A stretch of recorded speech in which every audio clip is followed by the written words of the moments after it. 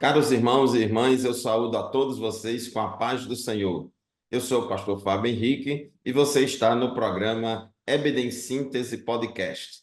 Este programa é de responsabilidade do Departamento de Ensino e Educação Cristã da IEADERN, Igreja Evangélica Assembleia de Deus, no estado do Rio Grande do Norte. Eu estou aqui hoje na companhia do professor Joseone Silva para juntos, com vocês, estudarmos mais uma lição da Escola Bíblica Dominical. E hoje, professor Joseone, vamos estudar a lição de número 13, a última lição deste terceiro trimestre, deste segundo trimestre da Escola Bíblica Dominical. A paz do Senhor, seja bem-vindo. Paz do Senhor, pastor Fábio, paz do Senhor, aluno, professores. Gratificante estar concluindo mais um trimestre e um fechamento de ouro com um tema muito significativo, a nossa cidade celestial, ao qual é o nosso caminho preparado até chegarmos ao céu. E o ponto de chegada dos salvos já deixa claro que a nossa cidade, né, ela é celeste. Que Deus em Cristo nos abençoe neste tema maravilhoso. Amém, professor Joseone. Meus irmãos, estudamos ao longo desse trimestre que a caminhada do cristão aqui, ela começa com o novo nascimento e ela é concluída quando chegarmos na cidade celestial. Por isso que hoje a última lição é sobre a cidade celestial, que é o nosso ponto de chegada ao término da nossa caminhada cristã aqui na Terra. O título da lição de hoje, da lição de número 13, lição que será estudada no dia 30 de junho de 2024 em nossas igrejas, é a cidade celestial. O texto áureo da nossa lição se encontra em Filipenses capítulo 3, versículo 20, que diz assim: Mas a nossa cidade está nos céus, donde também esperamos o Salvador, o Senhor Jesus Cristo. E a verdade prática afirma: a cidade celestial é o alvo de toda a nossa jornada, que iniciou com o novo nascimento e se consumará com a entrada pelos portões celestiais. Professor Joseone, quais são os objetivos da nossa lição e a nossa leitura bíblica em classe está em qual texto? Nossa Nossos objetivos, no nosso primeiro ponto, é conceituar o paraíso. Nosso ponto 2 é explicar a eternidade como doutrina bíblica e como descrita no livro de Apocalipse. E nosso terceiro ponto é conscientizar a respeito do estado final de todos os santos. Nossa leitura bíblica em classe se encontra em dois capítulos, em Apocalipse, capítulo de número 21, dos versículos do 9 ao 14, em Apocalipse também, capítulo de número 22, versículos do 1 ao 5. E lembrando nossa palavra-chave, o título é cidade.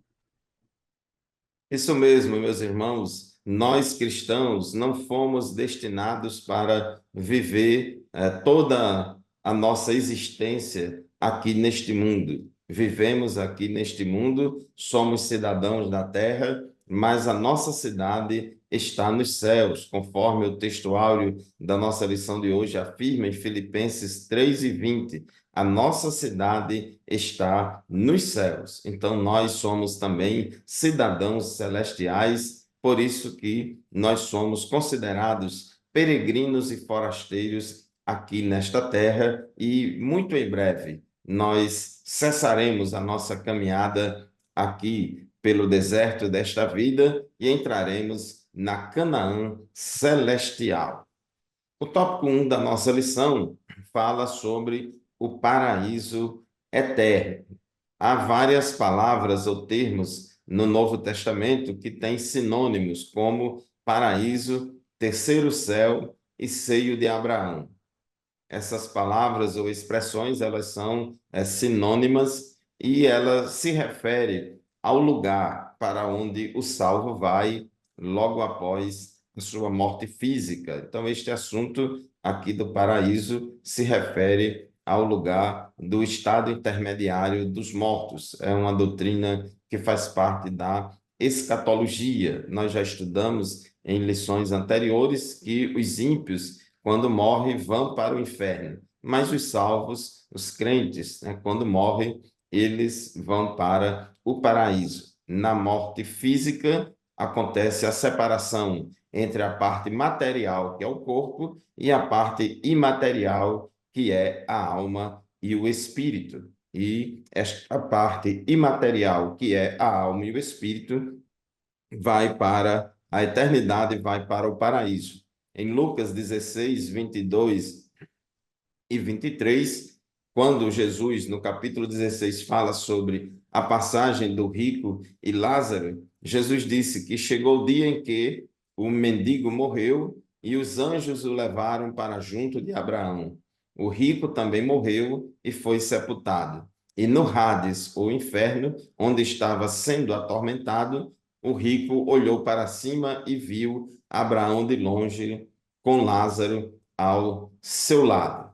Então, é, em Lucas 16, 22 e 23, fala que Lázaro estava no seio de Abraão. Ele foi sepultado e levaram para junto de Abraão. Lucas 23, 43, Jesus disse àquele ladrão lá da cruz que estava sendo crucificado ali junto com Cristo, Jesus disse: hoje mesmo estarás comigo no paraíso. Então a gente já vê uma segunda nomenclatura. A primeira é seio de Abraão ou junto de Abraão. Agora Jesus fala para aquele homem na cruz paraíso, a respeito de paraíso. Apóstolo Paulo, em 2 Coríntios, capítulo 12, versículos 2 a 4, ele diz que foi arrebatado até ao terceiro céu. E ele disse, né, que foi arrebatado ao paraíso. Então, ele diz que o terceiro céu é o paraíso.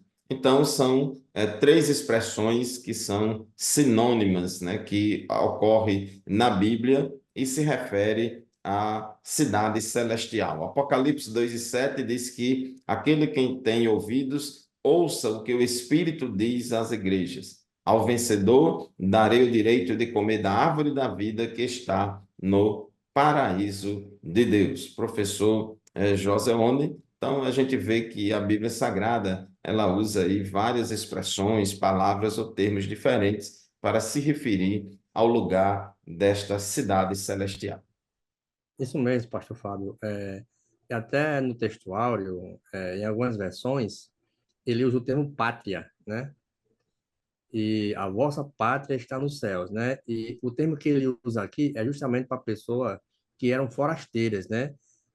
Ele usa o sentido helenístico, que eram as pessoas que estavam naquele lugar, mas que não pertenciam àquele lugar. Então, por isso que Paulo ele usa essa expressão de pátria. É tanto que a pátria celestial, como a gente chama, é o ponto de chegada, né, de todo cristão.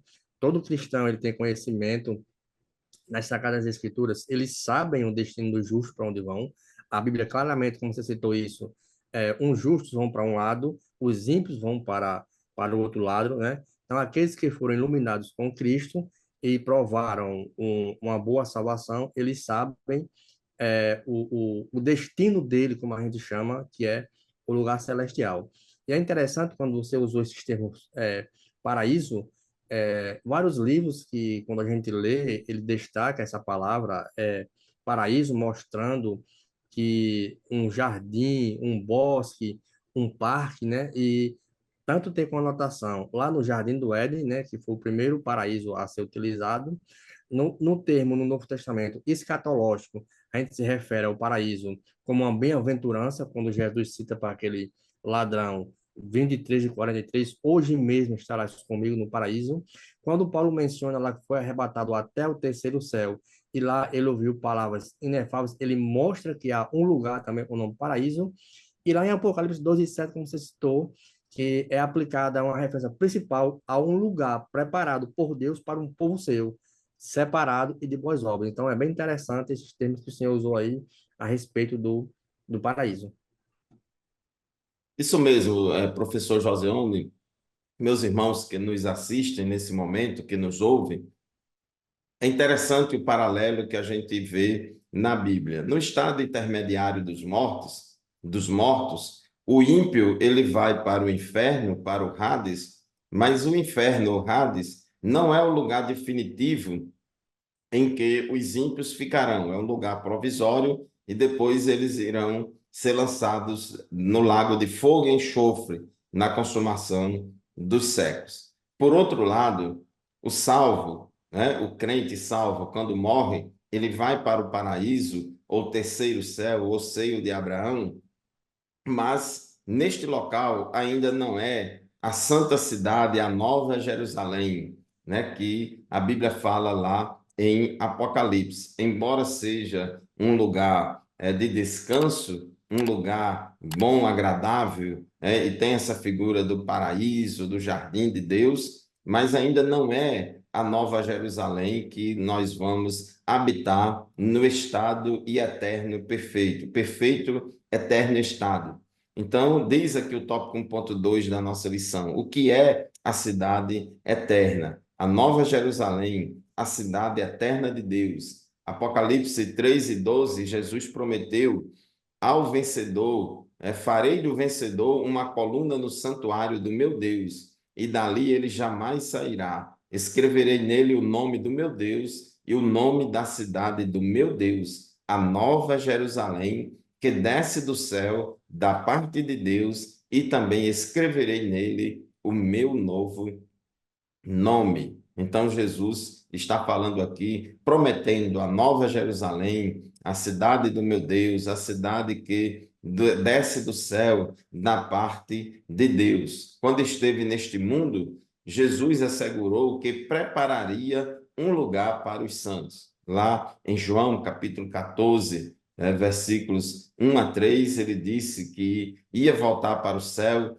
que ia preparar lugar, e ele disse: na casa de meu pai há muitas moradas. Se não fosse assim, eu vou teria dito, pois eu vou preparar lugar para vocês. E quando eu for e vos preparar lugar, eu virei outra vez e vos levarei para mim mesmo, para que onde eu estiver, estejais vós também. Então, a Nova Jerusalém tem sua origem no céu e será também terrena, visto que substituirá a antiga cidade que estava contaminada. Ela descerá diretamente dos céus. Neste período, na consumação dos séculos, como diz o hino da harpa, nesse tempo, céus e terra hão de ser a mesma grei. E um novo céu, uma nova terra e a cidade santa, a nova Jerusalém. Apocalipse capítulo 21, versículos de 1 a 3, diz assim: então vi um novo céu e uma nova terra,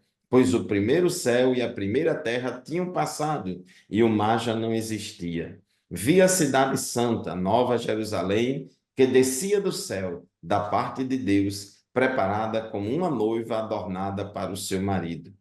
Ouvi uma forte voz que vinha do trono e dizia: agora o tabernáculo de Deus está com os homens, com os quais ele viverá. Eles serão os seus povos, o próprio Deus estará com eles e será o seu Deus. Então, professor Joseone, enquanto os ímpios ficarão apartados de Deus para sempre e sofrendo o tormento eterno no lago de fogo e enxofre, por outro lado, os salvos viverão para sempre na presença de Deus, na Nova Jerusalém. Nesta ocasião, os salvos serão cidadãos dessa cidade, desfrutarão das bênçãos eternas e a habitarão com seus corpos transformados em um corpo glorioso. Mas, professor Joseone, quando é esse estado eterno, esse perfeito estado eterno começará? É a pergunta aqui do tópico 1.3 da nossa lição. Amém. Primeiro ponto, pastor Fábio, eu queria destacar aqui que, já vendo já do subtópico 2, que nós não devemos confundir, certo? Novos céus e nova terra, que Pedro falou na sua segunda carta, no capítulo 2, versículo 13, certo? E lá de Isaías 65, versículo 17.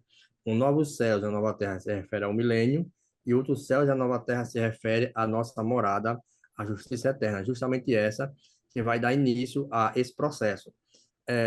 Teve a crucificação, da crucificação teve a era da igreja, Quando acabar essa era da igreja, que se cumprir um tempo determinado, como Daniel ele frisou bem, lá no capítulo 12, versículo 1 e versículo 2, ele diz que uns vão ressuscitar para a vida eterna, outros para a condenação eterna, vão ressuscitar.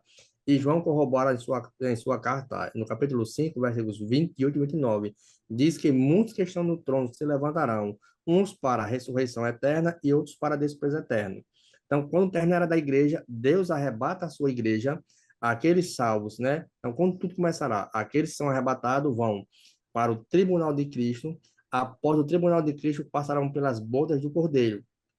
Em seguida, aqui na Terra terá um período que a gente chamamos de Dia do Senhor ou de tribulação ou grande tribulação, de um período de 7 anos. Quando acabar esse período, Cristo retorna com a sua igreja para o julgamento das nações, onde terá a batalha lá do Armagedon, e inicia-se aí o processo de novos céus e nova terra, lá de Isaías 65, verso 17, onde vai impetrar o milênio, né? Que a cidade aqui, o mundo vai estar em destroço devido à tribulação. Após o milênio, certo? Terá um juízo final, justamente quando João falou que uns ressuscitarão para a vida, outros para desprezo. Após o juízo final desse julgamento, aí sim teremos novos céus e nova terra. Então, este é o processo onde esse ponto aqui ele vai abordar, que começa no arrebatamento e terminará após o grande trono branco. Isso mesmo. Então, esse novos céus e nova terra que Isaías fala se refere ao milênio, mas o novo céu e a nova terra de Apocalipse 21 é o estado eterno e perfeito, onde nós habitaremos com Deus para sempre, Isso mesmo. e eternamente. Então, depois do milênio, entraremos no glorioso estado eterno. Apocalipse capítulo 1, versículo 21 a 23, conforme nós já lemos há pouco tempo. Então vi um novo céu e a nova terra, pois o primeiro céu e a primeira terra tinham passado e o mar já não existia. Vi a cidade santa, Nova Jerusalém, que descia do céu da parte de Deus, preparada como uma noiva adornada para o seu marido. Ouvi uma forte voz que vinha do trono e dizia: Agora o tabernáculo de Deus está com os homens, com os quais ele viverá. Eles serão os seus povos, o próprio Deus estará com eles e será o seu Deus. Esse estado eterno caracteriza a eternidade sem fim em que passaremos com Deus. Portanto, meus irmãos, aguardemos piedosamente o reino eterno, o novo céu, a nova terra e a nova Jerusalém, que está prometida para aqueles que forem fiéis a Deus. Tópico 2 da nossa lição, o eterno e perfeito estado. Tópico 2.1, o estado perfeito à luz da doutrina bíblica. Professor Joseone, o que é que a gente pode comentar a respeito deste tópico 2.1? A Bíblia, ela revela muito pouco a respeito desse estado, né? Sabemos que tudo vai terminar bem, como a Apocalipse fala, que mostra vários aspectos, não vê lá na frente, mas como Deus, ele descreve esta eternidade, né? Ele diz que nós, né, alcançaríamos uma revelação, onde a Bíblia, ela nos traz que essa cidade, ela já estará disponível aos santos glorificados, certo? Isso após o milênio, isso a gente vê em Apocalipse, como a gente já leu, 20 e 22, a Nova Jerusalém, que é descrita e vista como a eternidade futura, é a cidade aquela qual Jesus, lá em João 14, versículos 2 e 3, ele deixou bem claro que iria voltar, iria preparar um lugar e que voltaria e que nos levaria para lá, né? Então, segundo nós nos depreendemos em Apocalipse 21, os novos céus e a nova terra, eles vão estar interligados, né? Lá não vai existir mais aquela natureza, como nós chamamos, adâmica, o pecado já não vai imperar mais, porque nós vamos estar perfeito. É tanto que Paulo diz, olha, nós ainda não fomos transformados, mas quando ele vier, seremos igual a ele, porque assim como ele é, nós o veremos. E já para entrar nessa transformação, quando der entrada ao milênio, quando a gente lê 1 Coríntios, capítulo 15, versículo 40, que vai entrar algumas pessoas no milênio com corpos carnais, Paulo diz, olha, lá há corpos celestes, ou seja, aqueles que foram salvos já estão com corpos transformados no paraíso. Então, o pecado já não vai habitar mais. Olha, lá há corpos terrestres, mas também há corpos celestes, se referindo à nossa e perfeita morada no estado eterno, onde nós almejamos e esperamos. Por isso que Paulo disse: a vossa cidade está no céu, onde eu aguardo o meu Salvador. Então, meus irmãos, nós vemos na palavra de Deus que Deus criou o homem santo, puro, colocou no jardim do Éden. Naquela época, a terra era pura, mas infelizmente o homem pecou e o pecado do homem afetou toda a terra, afetou toda a criação. O próprio Deus disse: Maldita é a terra por sua causa, Adão. E desde então, nós vemos o pecado se alastrar em toda a humanidade. E a Bíblia diz que até a natureza geme e espera o dia da redenção. Então, a redenção de Cristo na cruz alcança os homens e toda a criação de Deus. Então, no estado perfeito, no estado eterno e perfeito, vai haver uma restauração de todas as coisas. Efésios 1:10, né, diz que vai fazer convergir em Cristo todas as coisas, celestiais ou terrenas, na dispensação da plenitude dos tempos. Por meio de Cristo, como diz Colossenses 1:20, por meio dele, reconciliar-se consigo todas as coisas, tanto as que estão na terra quanto as que estão no céu, estabelecendo a paz pelo seu sangue derramado na cruz. Então, quando na plenitude dos tempos, Deus vai restaurar todas as coisas. Tópico 2.2, o estado perfeito à luz de Apocalipse. O livro de Apocalipse traz alguns símbolos que descrevem de maneira mais vívida o divino estado perfeito de todas as coisas. São símbolos que comunicam a singularidade desse novo estado, como, por exemplo, um rio, uma árvore, a ausência de males, a presença de Deus. Aqui em Apocalipse 22:1, diz assim: Então o anjo me mostrou o rio da água da vida, que, claro como cristal, fluía do trono de Deus e do Cordeiro. Como diz aqui o nosso comentarista, o rio simboliza a vida. No versículo 2, a vida eterna é também descrita como uma árvore. Seus 12 frutos de mês em mês e suas folhas simbolizam a vida que triunfou sobre as enfermidades e a morte. Apocalipse 22:2 diz: No meio da rua principal da cidade, de cada lado do rio estava a árvore da vida, que dá 12 colheitas, ou 12 frutos, dando fruto todos os meses. As folhas da árvore servem para a cura das nações. Então, a vida eterna, descrita como árvore, a vida eterna sem males, versículo 3 diz: E já não haverá maldição alguma, né? Não haverá na cidade celestial nenhum mal, né? O mal será plenamente erradicado. Inclusive, Apocalipse 21:27 diz: Nela jamais entrará algo impuro, nem ninguém que pratique o que é vergonhoso ou enganoso, mas unicamente aqueles cujos nomes estão escritos no livro da vida do Cordeiro. Nem carne nem sangue herdará o reino de Deus. Não entrará na cidade celestial nada impuro, ninguém que pratique o pecado. Inclusive, os próprios salvos em Cristo, quando forem glorificados, eles será arrancado de nós a nossa natureza carnal e pecaminosa que ainda temos quando vivemos aqui na terra. Nós seremos glorificados e na cidade celestial viveremos para sempre longe da presença do pecado. E no Apocalipse 22:4 diz que a vida eterna na presença de Deus contemplaremos o Senhor de face a face. Apocalipse 22:4 diz: Eles verão a sua face e o seu nome estará em suas destas. Então, professor Joseone, são várias figuras que simbolizam como vai ser o estado perfeito à luz de Apocalipse. Isso mesmo, pastor Fábio, quando esse tópico aí é bem interessante,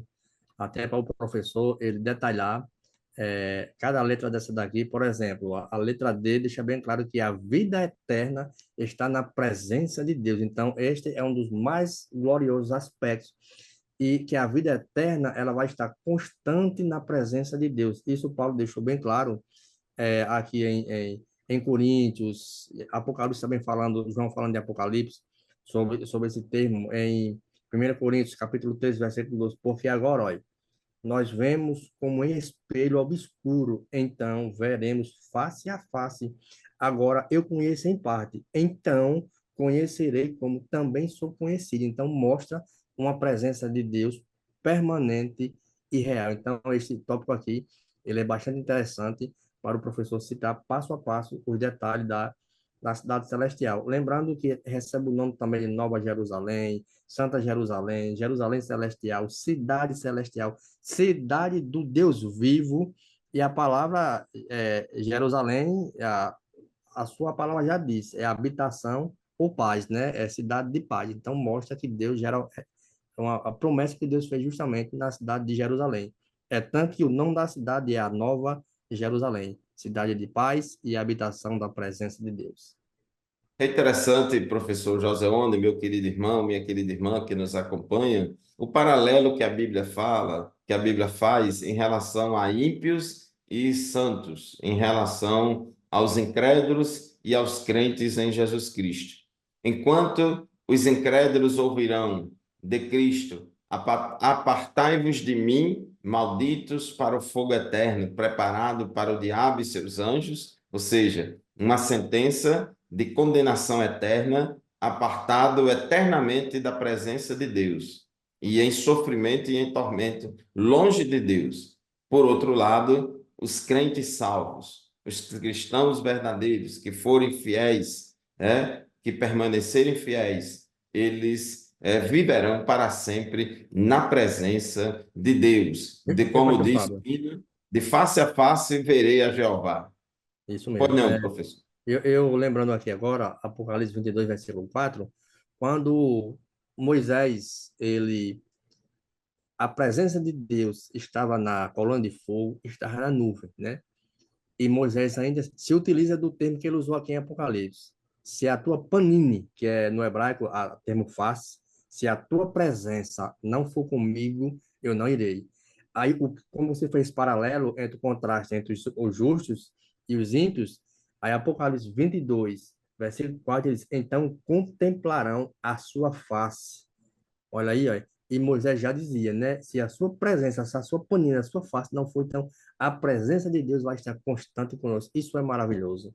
Isso, inclusive, professor Joseone, Moisés queria ver Deus face a face, e Deus disse: Moisés, você não pode me ver, você não pode me ver face a face, você é um homem natural, está nesse corpo, não tem como me ver, mas eu vou fazer para você Mostrar mostrar uma manifestação visível da isso. minha presença. Eu vou passar pelas fendas da rocha, você vai me ver de costas. Ou seja, Deus revelou um pouquinho da sua glória ali, uma manifestação visível da presença de Deus para que Moisés tivesse consciência disso. Mas quando a gente estiver no céu, veremos o Isso. Senhor.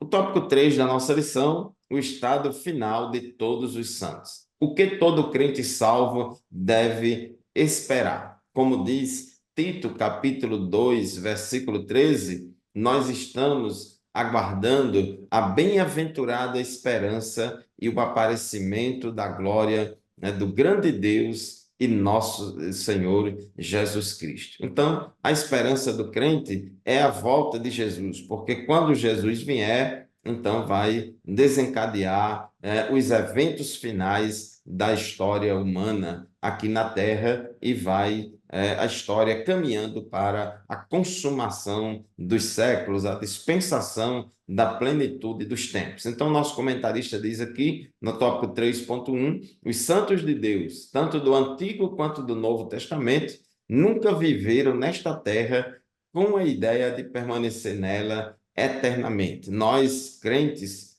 temos esse anseio pela cidade celestial. Daí a questão do nosso texto áureo em Filipenses 3:20. Mas a nossa cidade está nos céus, donde também esperamos o Salvador, o Senhor Jesus Cristo. Por isso que o crente diz, Maranata, ora vem, Senhor Jesus, porque sabemos que quando Jesus vier, vai ali se desencadear os últimos acontecimentos da história da humanidade e nos aproximaremos do estado eterno e perfeito. O cristão que vive neste mundo sabe que aqui ele é peregrino nesta jornada, pois está consciente de que o seu lar, a sua verdadeira cidade, é a celestial, onde o nosso grande e maravilhoso Deus habita. Professor Joseone, o crente salvo, está agarrado na promessa de Cristo,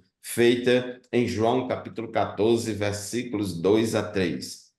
Na casa do meu pai há muitas moradas. Eu vou para Isso lá, mesmo. vou preparar lugar, mas eu virei outra vez e vos levarei para mim mesmo, para que onde eu estiver, estejais vós também. E nesse tempo, como diz o tópico 3.2, professor Joseone, viveremos todos em unidade, não é mesmo?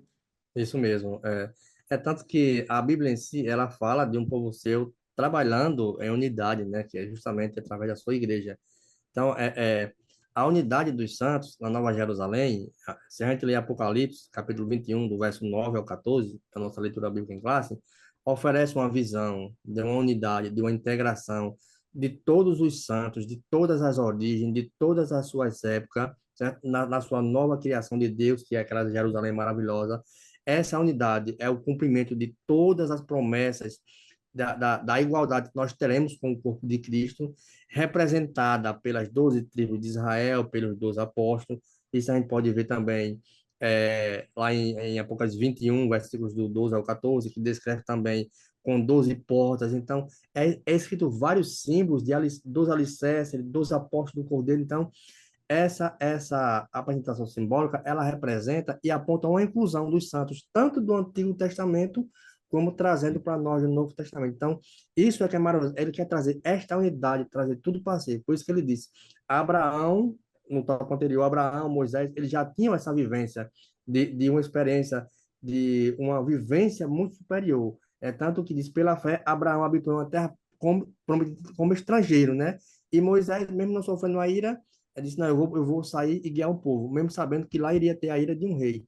E isso é maravilhoso, essa unidade em que Cristo vai trazer todos em uma só perspectiva, em uma só união, em uma só paz, em uma só comunhão. Isso que é maravilhoso, que a Bíblia traz esse paralelo.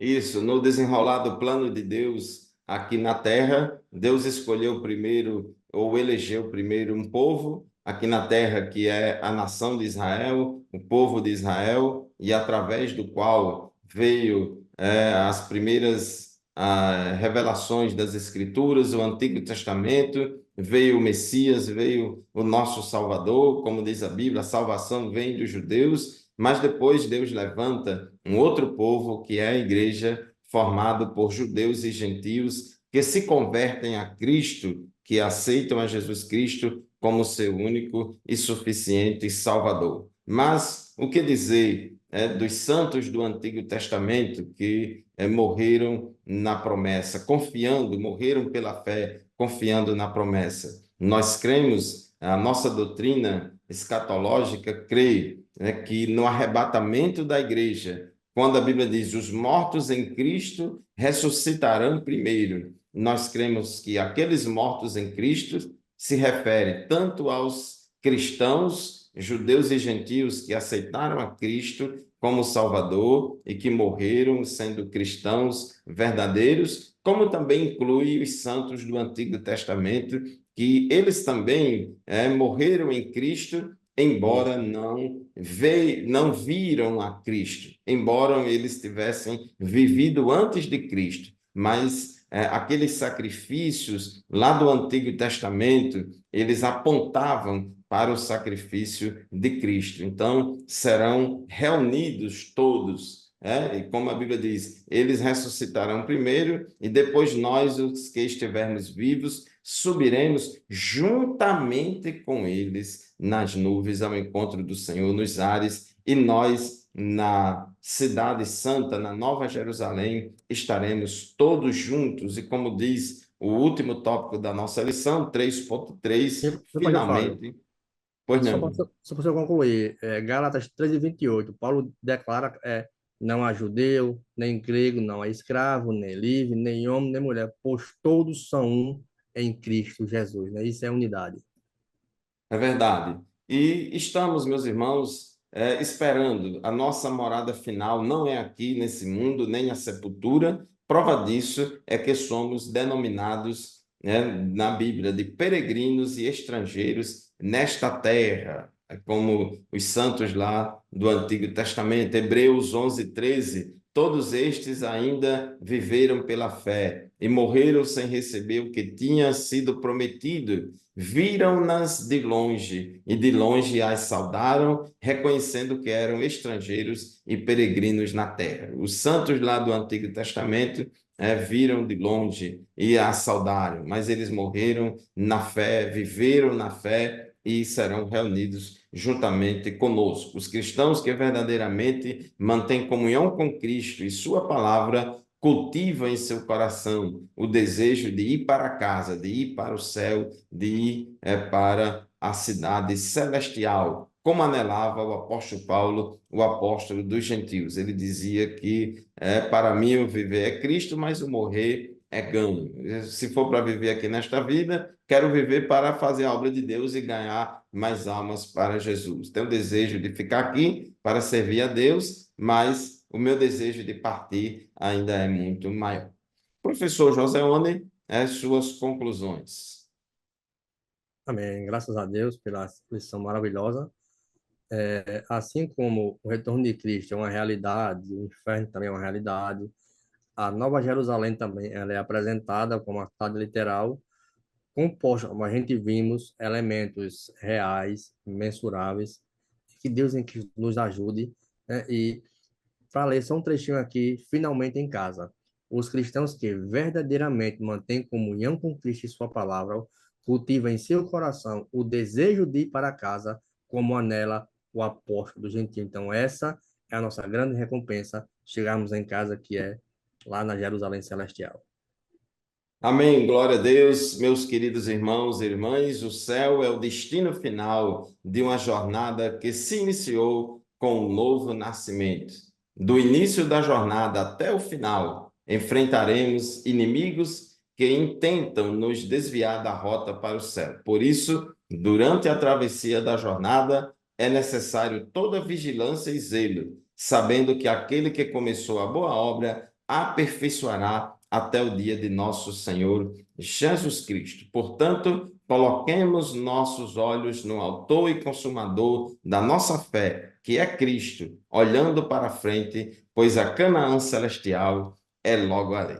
Nós queremos, ao concluir esta lição, dizer duas coisas importantes. Primeiro, agradecer a você, meu amado irmão, minha querida irmã, que nos acompanhou ao longo deste trimestre. Muito obrigado pela sua audiência. Continue acompanhando o programa Evidencíntese Podcast toda semana, porque tem sido bênção e continuará sendo bênção para todos nós. Lembre-se que este programa e nenhum outro substitui a aula presencial da qual participamos lá na nossa classe da Escola Bíblica Dominical, na nossa congregação. O novo trimestre está às portas e, a partir da próxima semana, já estaremos estudando uma nova lição, com um novo comentarista, novos temas, e com certeza vai ser uma bênção para todos nós. Muito obrigado pela sua companhia. Professor Joseone, muito obrigado também pela parceria, pela companhia ao longo deste trimestre, no qual gravamos